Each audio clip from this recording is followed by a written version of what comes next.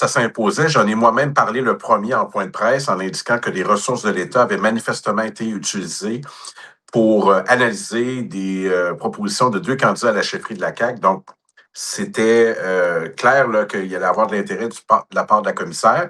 C'est fait, on est d'accord avec cette analyse des autres formations politiques. Il y a quelque chose qui ne fonctionne pas. Alors, on verra le résultat de l'enquête, mais disons que j'avais demandé moi-même à la commissaire qu'elle puisse regarder cette situation en particulier. L'accès à l'information importante pour les citoyens et les journalistes, et ce qu'on propose, c'est qu'un gouvernement du Parti québécois va rendre public des informations qui engagent l'action gouvernementale, mais qui engagent surtout les fonds publics.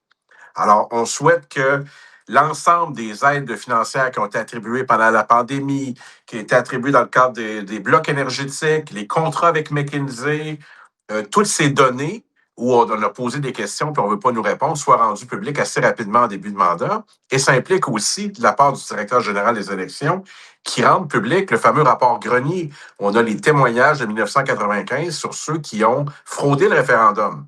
Alors, ces documents sont détenus depuis des années par le directeur général des élections. Le gouvernement ne les a pas demandés de façon formelle. Un gouvernement du Parti québécois va les rendre publics une fois pour toutes si on est élu. Alors, essentiellement, c'est plus de transparence, mais c'est répondre à des questions que de nombreux citoyens et journalistes se posent. On aura enfin les réponses cet automne. Le point culminant, c'est la pandémie, c'est-à-dire que les avis de la santé publique n'étaient pas publics, étaient seulement accessibles pour le premier ministre et son gouvernement, l'aide financière qui a été accordée souvent de gré à gré. Puis ensuite, il y a eu toutes sortes de cas où Nordvolt, par exemple, il y a eu des analyses qui ont été faites dans la filière batterie, pas accessible non plus.